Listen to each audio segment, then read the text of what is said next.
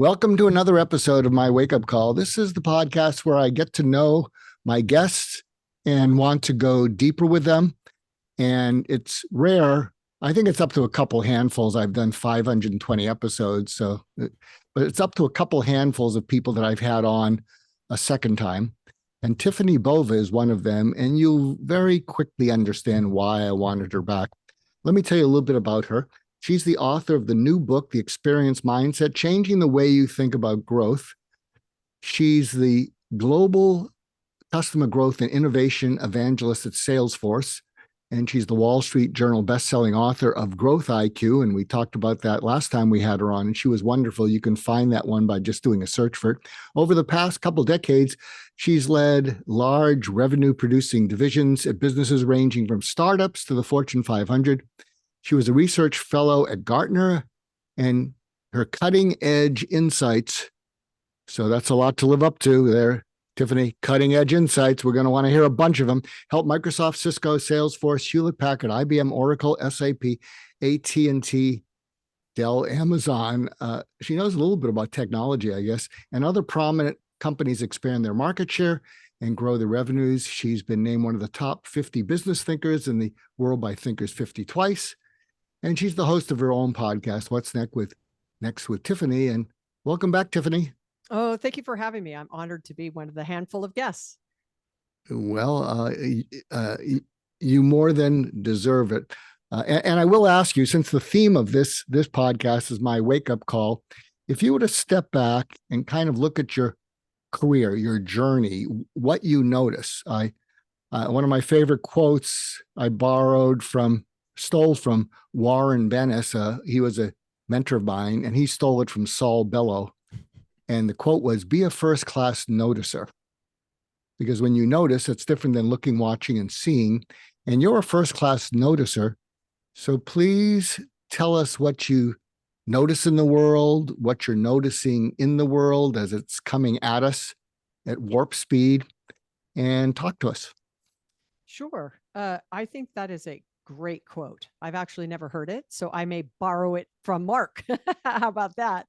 I would say this. I would say I became more of a noticer about 15 or 16 years ago when I moved out of being an individual contributing sort of part of, an organization to moving up in the organization. And I transitioned from being a practicing sales, marketing, customer service leader in tech companies to being an analyst or consultant and advisor. And my notice, curiosity, listen, aggregate, assimilate muscle was not very strong. And so through the first maybe 2 years of me being an analyst at a group called Gartner, I can say that it was something I had to learn how to do better. And as I exercise that muscle, I can honestly say, so I've heard from clients that has become a superpower for me, being able to notice trends, patterns, similarities, commonality, key nuggets in lots of information, and how those findings or those insights or those nuggets can actually have impact, positive or negative, on the way companies grow. Now, my caveat after that very long sentence and thought is it isn't always right, but because I stay curious and stay in that notice beginner's mind kind of stance, I'm willing to then continuously adjust. So I may say something 3 years ago or 2 years ago or 1 year ago or 6 months ago. And now that more information or newer information has come forward, I'm constantly open and willing to make adjustments in that based on the fact that I now have more information that I have assimilated or aggregated, or some of the words that I just used. So that's how I describe it. From your mindset, what's the difference between noticing and analyzing? So, I think every single day we all notice something, good or bad, right? You may notice the weather's different to something far more, your partner's health is changing. Like it could be something benign, like the weather, to something, that is really important, like someone's health, that you've noticed something's changed. The trick here is noticing is the first step, if you will. The second step is, okay, do I action something because of what I noticed? Like we may say, walk on the beach every day, every morning, and I see trash. I notice it, but I don't pick it up. Right. Or, I notice someone is struggling crossing the street. Do I stop what I'm doing and help them across the street? So I think that noticing is a normal and consistent thing we all do as humans. The difference between those that notice and action, notice and change behavior, notice and go, I'm going to think about that further. Or I've noticed these three things that if you put them together, tells me something totally different.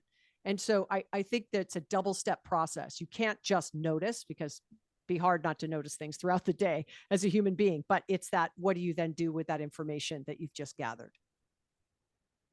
This is a conversational interview, and we will talk about the book. But when you trigger things, I notice in me that I have to say something, even though I wrote a book on listening. I've been keeping a journal since 1976. And my first journal I wrote the day I graduated medical school after dropping out twice for untreated depression. And the day that I finished, I took out a crappy notebook and I wrote down, it was 1976. I can't believe I made it through. They have graduated a crazy person. And I'm up to volume 257, 45,000 pages, 9 books, 1,100 blogs and articles. And basically, I use it to write down what I notice. And I don't force it. I think if I notice it, or I think about it, or I feel it, I say, it's worth writing down. We can often be surrounded by people who want to rein in our noticing. I've had people say, what are you wasting your time? What are you keeping a journal for? They're probably paranoid. What are you writing about me? You're not that important for me to write about you in my journal. I mean, don't make it about you. And what I notice is patterns. And so the process of actually expressing myself to validate the dot that I'm noticing is, over weeks or months, some of the dots may just spontaneously coalesce, and oh, gee, that can hold my ADD attention long enough. Maybe I'll write a book or write an article on it. But it's trusting something. I'm going to give you an exercise that you're welcome to use if you like it. Sounds like you like to be a first class noticer. And I'm not speaking anymore. I do Zoom stuff, but I don't do anything in person. So I'm giving away exercises that people might find helpful. So on the topic of noticing, if you give a talk, say to people, or you can do this at Salesforce, if there's a break in your talk, say, I want you to go outside and, you go get a coffee and whatever, and notice what you notice as you're walking to the coffee or wherever you're going. Now, without bumping into someone else, I want you to walk backwards and notice what you notice. Because when you walk forward, it's a telephoto lens, it's a take the hill lens, it's a much more transactional lens. But when you walk backwards, it's a wide angle lens. And the world is revealing itself to you. Do you follow me? It's a different experience. And I think the more that we can allow the world to reveal, or we can allow our customers to reveal what's really on their mind, what their real experience is, as opposed to what we're trying to sell them on, I think that can be very helpful. I would agree. I would agree.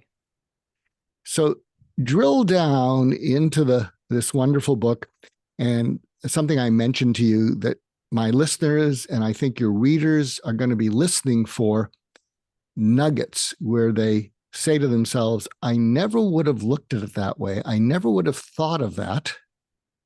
Something counterintuitive, but it's intuitively correct, meaning I think that would work and I could do it. So share as many of those as come to mind, that when people read the book, they'll say, I never would have thought of it that way. Well, I will say this. The book is grounded in this concept that the fastest way to get customers to love your brand is to get employees to love their job. That's probably the easiest way for me to distill 60,000 words. Underneath that is, that's pretty obvious. I'm not the first to say it. Many people have said it differently. Herb Kelleher said it. Richard Branson said it. I mean, lots of executives have said it in one way or another. Happy employees lead to happy customers. You get those two things right, amazing things will happen for all of your stakeholders and shareholders. True point. But if so obvious, why isn't everyone doing it? If so obvious, why did we face the Great Resignation and quiet quitting? If so obvious, why do we have a retention problem of our workforce? If so obvious, why do we have a lack of employee satisfaction and engagement globally, different in different regions, but globally? If it's so obvious, why then do we have those things?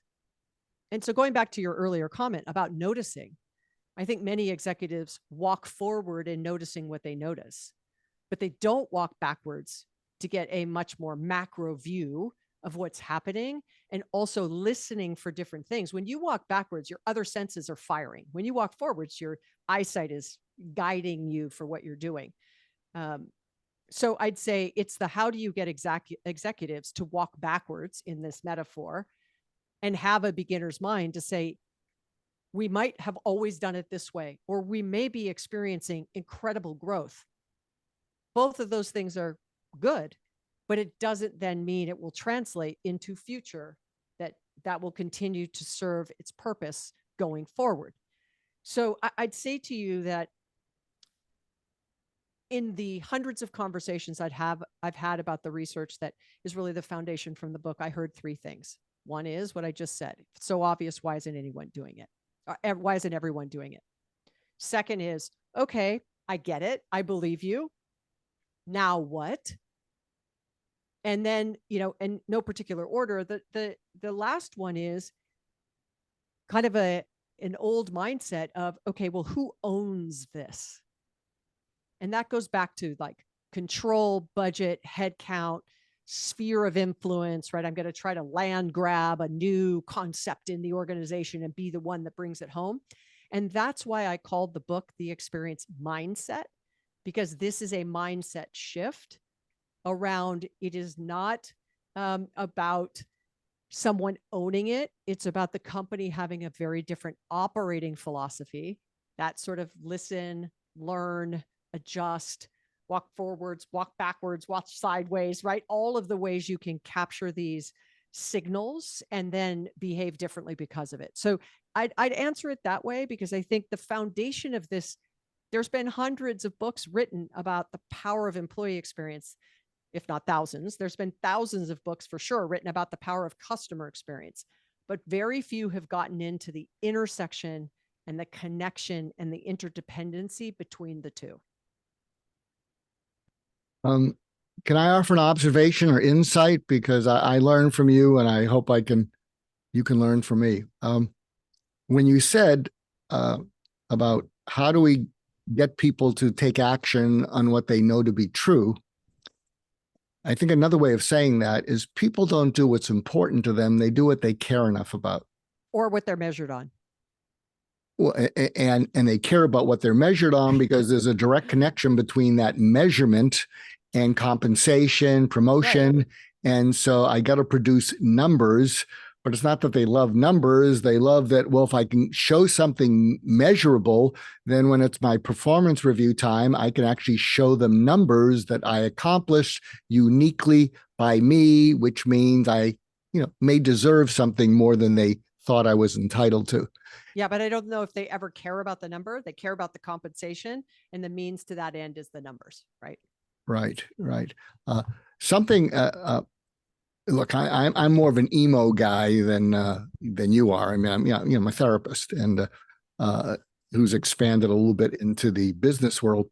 What I've discovered is when you can realize that whoever you're with one-on-one, even in this conversation we're having, 1 on 5, 1 on 500, 1 on 5,000, whoever you're with is listening for something underneath their listening to you.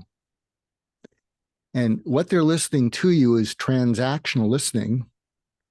But what they're often listening for is something they may not be aware of. So one of the elephants in the room, when I coach people about B2B selling, is you can have a conversation with that customer and you can say, can I bring up an elephant in the room we haven't discussed? And hopefully they'll be intrigued. And then you say, at your next performance review, are you hoping to get the biggest raise and biggest promotion possible? Yeah, duh. So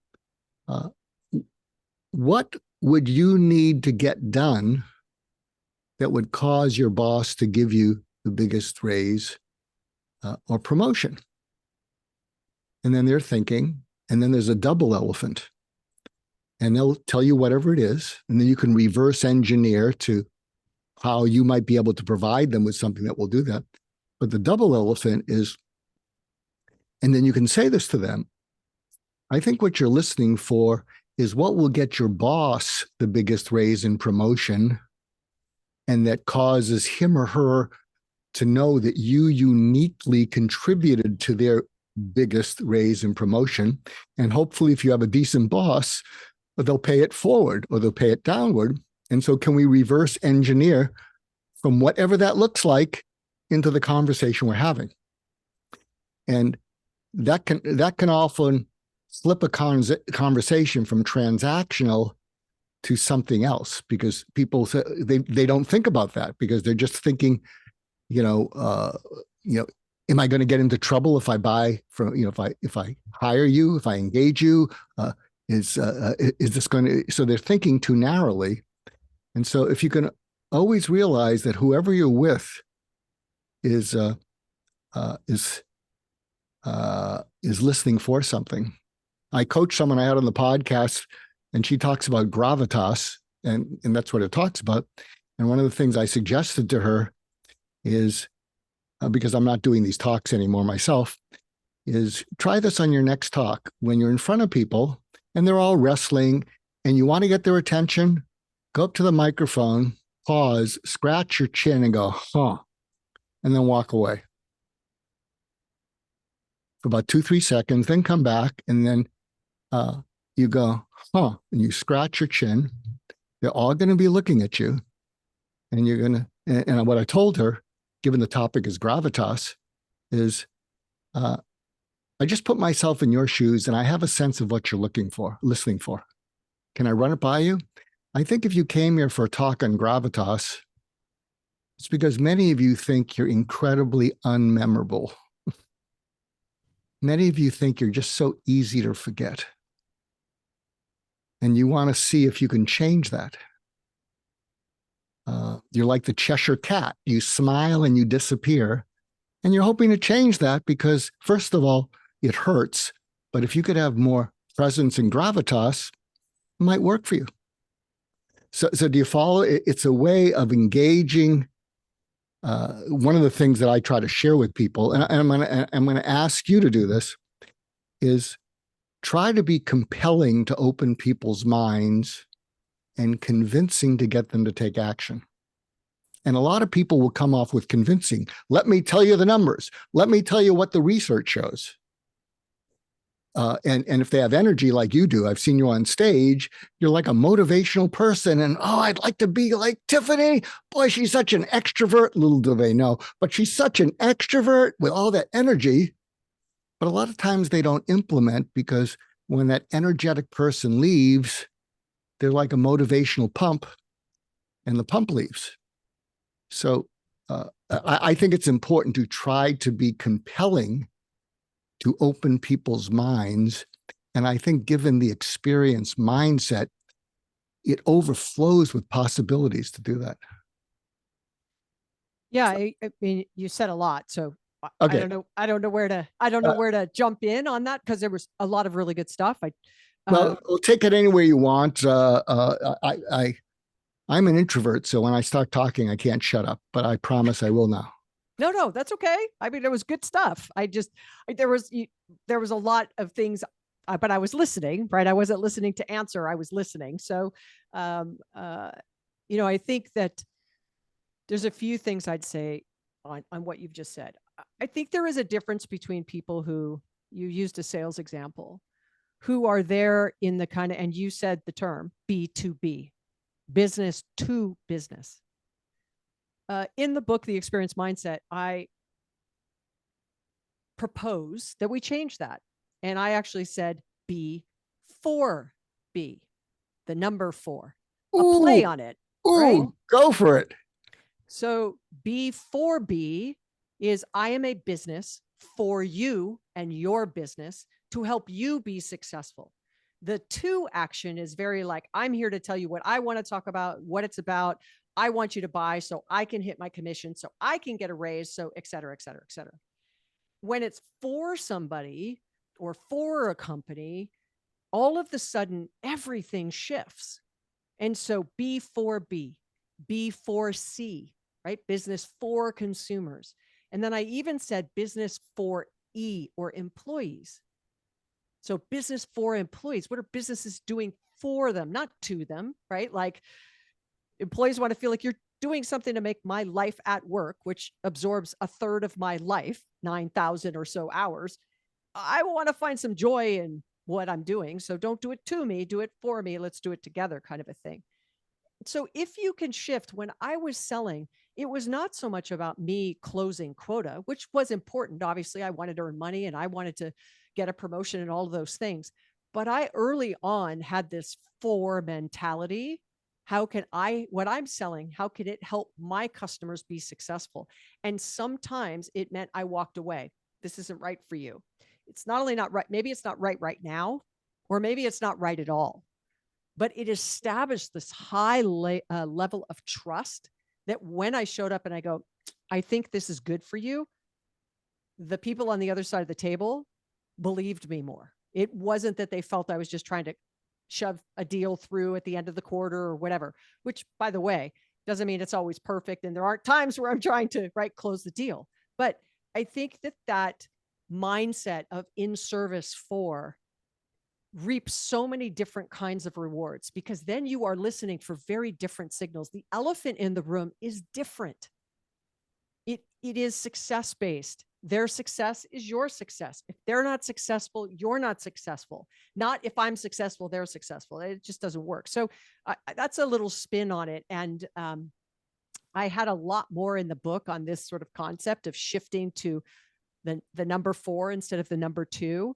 And a little bit of it got cut out, but because there's only so much space and so many concepts you could sort of float to the top.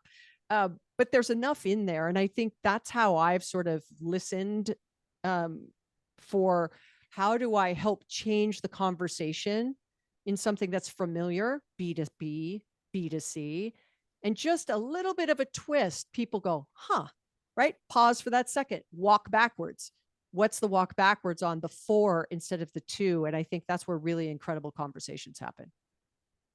That is so hidden in plain sight, brilliant and profound. You know, it's all gravy now, Tiffani. That is amazing. Because my mind just shifted. Because I get a little competitive with concepts. You might add to it BBE for them. Yeah, maybe, but it has to be and it's not that I don't like it. It's that people have globally accepted B2B and B2C. It's super simple. And so to change it too much, Yeah, I you're just right. change one number, right? One behavior.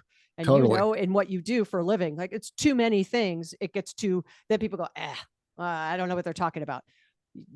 Change the number from a 2 to a 4, and it has the same definition, right? It's what other numbers are 2 and 4? There are no others that give you that motion of the word 2 and the word 4, the number 2 and the number 4. It's only those two, right? So ultimately, that simplicity, to your point, immediately hit you. As soon as I said it, you went, I almost didn't have to say anything else. You could have, in your own mind, understood what I was trying to to convey. So that would be my only comment back to making it too complicated. No, and edit accepted. And you're right. I don't come from the business side of the tracks. If you have a chance, Tiffani, there's a documentary called Mr. Rogers and Me. It's not any of the known documentaries. It's not the one with Tom Hanks. There was a young man who lived next to him in Nantucket after he retired. But one of the things that Mr. Rogers talked about in that, and maybe he's talked about it in his other documentaries, but he had this concept, which he got from a book of this title, Better to be Deep and Simple Than Shallow and Complex.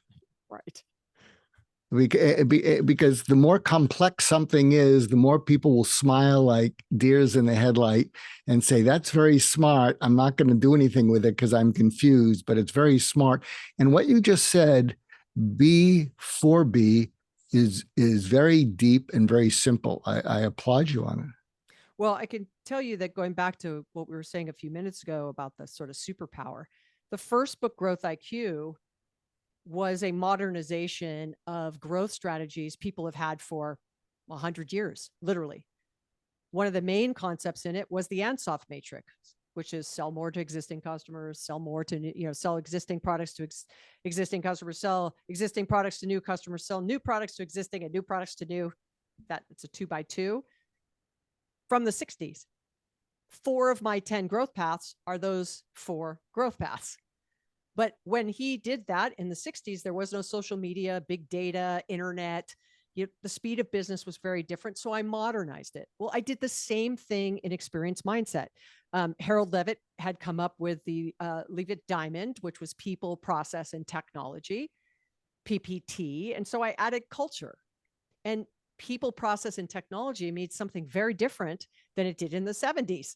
It just does, because technology is different, processes are different, and the workforce is different. So, I think one of my superpowers is that being able to really take something and distill it down to just its basics. And when I got feedback on Growth IQ, more so than the content, people commented on the structure. It was simple to follow. I continue to reference it. I know exactly where I can go. Each chapter stands alone, so I don't have to feel like I had to read the whole book. I might read part of it now, part of it later when I'm in that particular growth path. And I tried to do the same thing with experience mindset, where you could talk about employee, as I said, thousands of books talking about people, thousands of books talking about customer. But if I could just focus on the moment that matters, when an employee touches a customer, I can distill it into something simple, lay it against people, process, tech, and culture. And it has that same kind of feel of, I can do this. It's not overwhelming. I can start to deconstruct where I have opportunity for change. So it's just, and I think it's just more of me. It's easier for me to comprehend complex situations or complex ideas when they're put in very simplistic frameworks, because then I go, got it. Then I can get more and more complex the more and more I understand it. There's something in the way you notice where you can take something and refine it and crystallize it. It feels like a pattern in the way you look at the world, whereas there are some people will just take something as in and not deeply understand it, nor do they have a motivation to deeply understand it. It seems like it works. We'll just regurgitate. We'll just train on it. But there's a consistency to you that you'll see something and it's almost like, wait a minute, there's something more revealing itself to me. And it feels like it almost happens spontaneously. And then you refine it and it has a deeper texture and which makes it more embraceable. Something you might find interesting. Have you ever heard of the term sense of coherence? I haven't. You're going to love it because that's what you do. So it was a concept, I think originated by Aaron Antonovsky. And he basically said, when you take something that's complex and confusing and you create something that causes it to be understandable, it becomes manageable. And if it's understandable and manageable and meaningful to you, you create a sense of coherence. And I think that's what you do. You take things and you dip into them and you create a sense of coherence so that it's not just gratifying on the surface. There's something deeper that's more satisfying and fulfilling. So look up sense of coherence, because I think without your knowing it, it's something that drives you. I try to remove the noise. Mm-hmm. And some of it is because I can't take all of it in at one time. I'm a listen visual learner, not a read learner. So if it takes me, even if a book is fantastic, it takes me 200 pages, or 10,000 words to sort of get my mind around what it is it's trying to tell me. I'd rather watch a 20-minute TED talk from the author on what it was. And then I could go, oh, okay, got it. But if I had read 3 or 4 chapters, I might not have gotten all that subtlety and richness because I would have been distracted by the noise. So yeah. And, that's why I never went on for my MBA and anything like that. I felt that the practical one-on-one, get my hands dirty, learn in motion was better for me. I love what you just said, because I've discovered 9 books later, 1,100 articles, I have dyslexia. I'm a very slow reader, and I've always seen it as a deficit.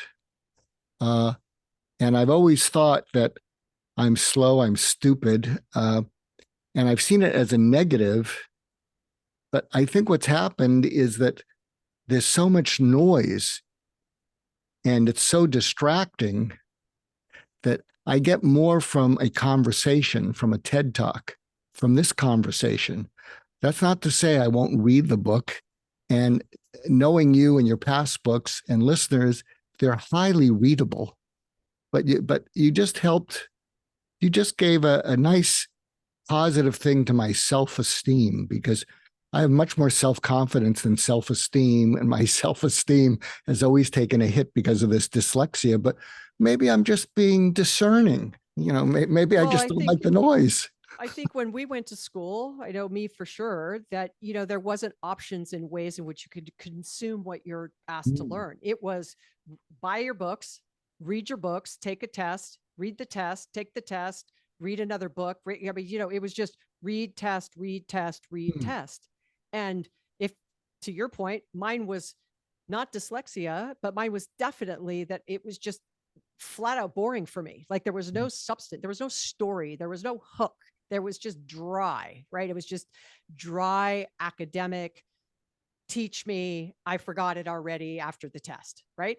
Where if you tell me a story and I'm engaged and I'm invested, I'll remember the story. I'll tell you the story. I remember where I was. I remember where we were. I remember when we met. But if I read it in a book or read it in an article, it's just not the same for me. But to your point, that's why I spend so much time on the structure and feel of the books I write, because someone gave me brilliant advice on my first book. Write the book you would read. You would read. And so I drew pictures. I underlined what was important on a page because I don't expect everyone to read the page. At the end of the chapter, here are the 5 things I think are the most important out of that chapter, in case you didn't want to read the chapter and you wanted the cliff notes. Here are some questions you ask yourself. Like, I try to do the heavy lifting so that I don't make an assumption people are going to read page 1 to the end. But if they bounce around and I can keep them interested and engaged, even if it's the underline, the pictures, the bullets, and the questions to ask, it's been a win. It's been a win. So that's always my goal. Yeah, I'll give you some advice, which I unfortunately received. I don't know if I'm going to do another book, but there's a PR person and a ghostwriter, and she just gave me this advice, which I'd never heard. She said, the most important thing to do when you're about to write a book is write the back cover first, because that's the promise. And then you reverse engineer from it. Whereas a lot of people, they write a book, you have a relationship with your publisher, and they say, so what do you want to put on the back cover? And you put some quotes and you put, some testimonials. But I never thought of that, is use the back cover as a promise and then reverse engineer. And then she also said, and she said, also, when you're writing a book, don't regurgitate lots of stuff over and over again. She said, every chapter should be a standalone press release. So I have heard that before. I am equally wouldn't work for me. So what I would do is write the description of a keynote. Mm, And each chapter for me was a keynote. And I mm. would do rough slides, obviously not images and things. But what would be the story arc of the point I want to make if the keynote was about employee experience? What do I want to say? What would I say? How would I say it? And I would literally stand up and give the keynote. And I would, in my office, like in the privacy of my own space, right? I would record it, I would transcribe it, and that's how I would start the chapter because it was in my voice, it was in my tone. It told stories the way I tell stories. It felt like my words. So if someone reads the book, they wouldn't be like, who wrote this? This isn't Tiffani at all, right? If you've ever heard me speak and then you read the book, you'd be like, it's not the same person. But if you hear me speak and read my book, you should see and feel and hear the same person. So yeah, however that is to work backwards to something, whichever format works for you, whether it's a blog or something else, like, what do you want to say? I'm a better speaker than a writer. So I start by the spoken word and then I take it and write from there. Boy, you just helped me. No, you really, it's, Two things. oh, I geez. feel like this has been a win. Oh, it's a double win. You know, I hope if you're listening in, if you're a CEO, I'm not sure how many CEOs, um, Tiffani is also describing a depth of curiosity, and that doesn't mean you should give up, being somewhat transactional, the bottom line, near term, everything. But everything out of her, she is a first class noticer. She's keenly curious. She's got a growth mindset. She can go divergent and convergent seamlessly like a Prius. And I hope if you're listening in that you're as inspired as I am about just the way to experience the world, just to be able to go where you're looking and be curious about it as opposed to just looking where you're going and hoping you don't get in trouble. That would be boring. Yeah, you're remarkable. So has this been part of your personality most of your life, this approach? Like I said, I think I had not flexed that muscle until I made the transition from practitioner to kind of quote unquote thinker academic, because I wasn't paid to think, right? I was paid to do. So that's a very different shift.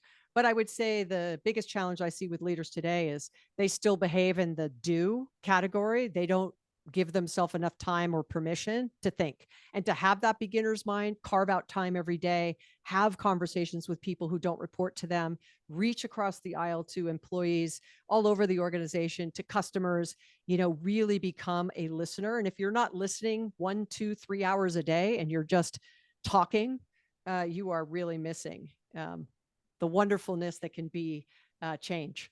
That's for sure. How can we get people to care enough about listening and thinking? I guess we have to free them from whatever fears they're living under that pushes them to do. But any ideas about how we can cause leaders to be more thoughtful, dare to have a beginner's mind instead of feeling so under the gun they wouldn't dare do that? Any idea how we can? Maybe you're doing it as you speak in this podcast, as you write, but yeah, I'd say that's why I called the book The Experience Mindset, right? It was really about changing a mindset. Growth and comfort do not coexist. That is a quote from Ginny Rometty, the former CEO and chairperson of IBM. And we have to get comfortable with being uncomfortable, which is Whitney Johnson has said it in a number of her pieces as well. So I think that if you're not willing to be uncomfortable and you're not willing to disrupt yourself and give yourself permission to change, all this is for naught. But this has been, Mark, a fantastic conversation. So thank you so much for having me. well, thank you for being on. I'm going to listen to this several times. I don't often say that about my podcasts, and you've been a revelation, really. I wish you all the best with this. And how can we help you? I guess if you listen to this podcast and she piques your curiosity and engagement as much as she did mine, you've got to go check out her new book. You've got to check her out on her talks that she's give. But what's the best way for us to reach you and help you? Yeah. So, go pick up a copy of Experience Mindset. It's an Audible and I read it. It's in Kindle and it's hardcover. You can buy it at your favorite retailer. I'm pretty active on social media. So LinkedIn, Twitter, Instagram, and I've got a podcast called What's Next with Tiffani Bova. So those are the ways to keep in touch with me. Listeners, please do this. I will